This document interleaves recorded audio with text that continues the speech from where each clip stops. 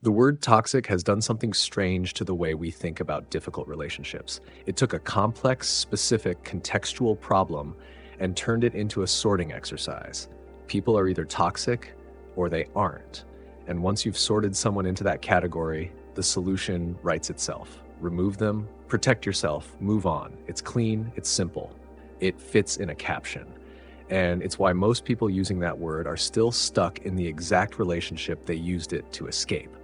This isn't a video telling you to tolerate people who hurt you. It's the opposite. It's an argument that the label you've been reaching for is actually working against you, and that there's a harder, more precise way of thinking that produces something the label never will. Search how to deal with toxic people, and you'll get thousands of videos. Almost all of them do one of two things. They validate. Yes, they're terrible. Here's how to protect yourself from them. Or they list 5 signs someone is toxic, 7 traits of a toxic friend.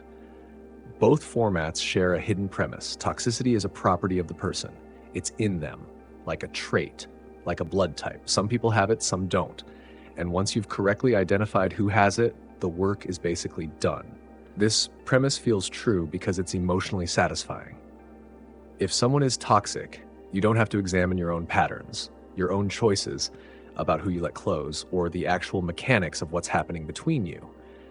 You just have to identify an exit. But here's the problem it doesn't solve. Most people don't get stuck because they failed to correctly label someone. They get stuck because the label, once applied, didn't actually tell them what to do next.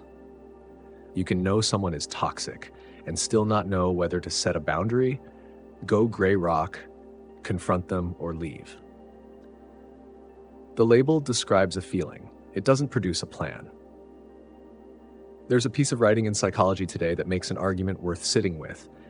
It suggests that the framing bias, the way our decisions and actions are shaped by how information is presented, means that applying a toxicity frame to a relationship can make it irreparable.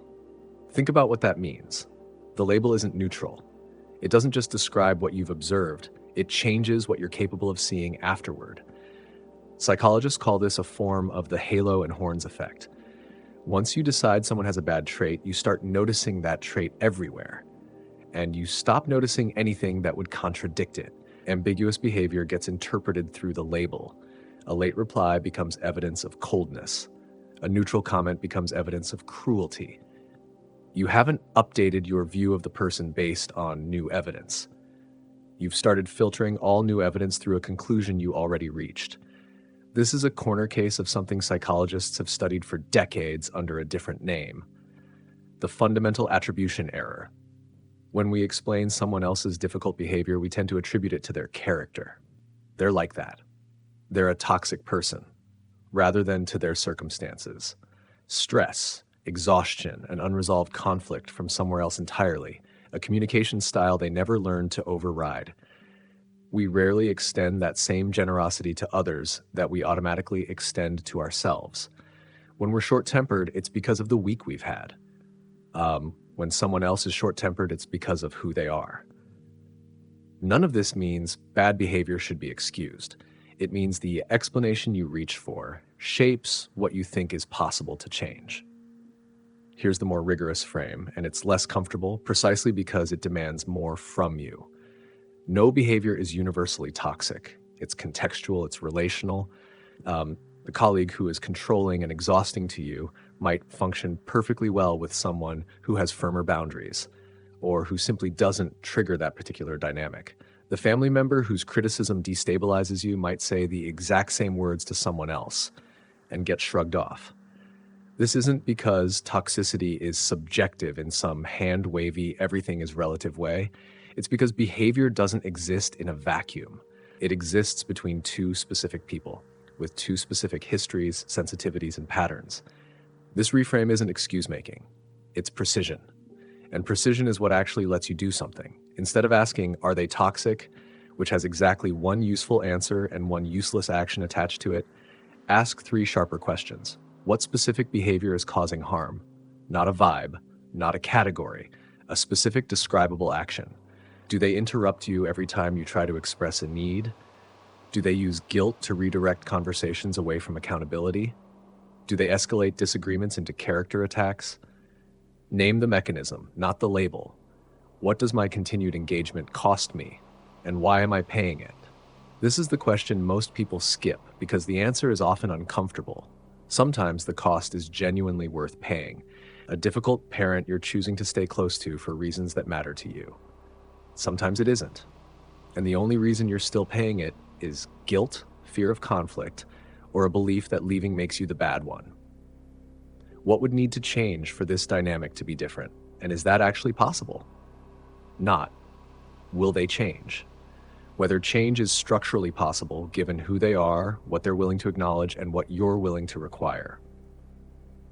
If you want something more precise than toxic to work with, the psychologist John Gottman spent decades studying what actually predicts relationship breakdown and identified 4 specific behavioral patterns. He called them the 4 horsemen. Criticism, attacking someone's character rather than addressing a specific behavior. Contempt, communicating disgust or superiority, often through sarcasm or mockery. Defensiveness, refusing accountability by framing yourself as the victim of the complaint.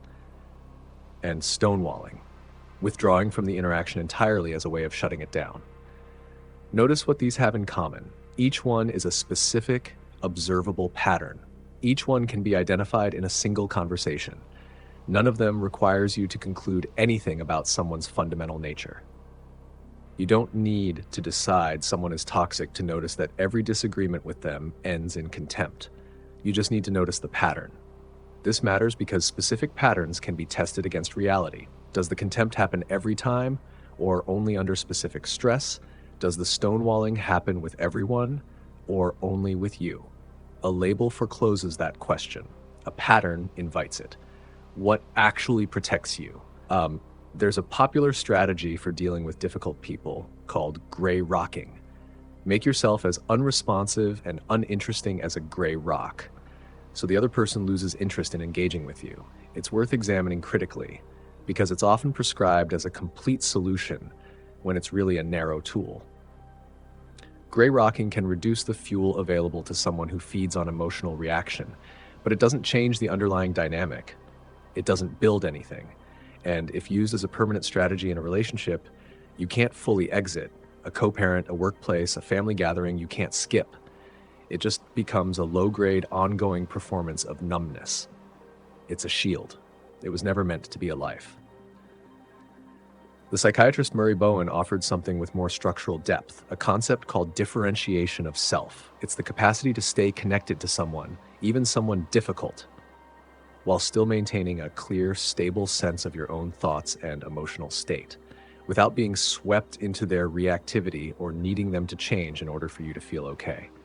This is a genuinely different skill from avoidance. Avoidance says, I will remove myself so I don't have to feel this. Differentiation says, I can be in this room, hear this thing, and not lose myself in it. One of them scales. You can practice differentiation with a difficult boss, a difficult parent, a difficult ex you still have to co-parent with. Gray rock mostly works when you can eventually leave. Sometimes you go through all 3 questions honestly and you land somewhere specific. The behavior is a repeated pattern of contempt with no accountability. The cost is your own stability, your confidence, your capacity to trust your own perception of events.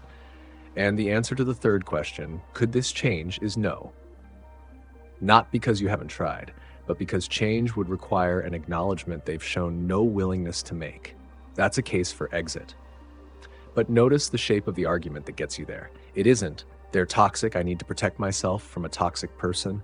It's a specific account of a specific pattern, a specific cost, and a specific tested conclusion that the dynamic can't change.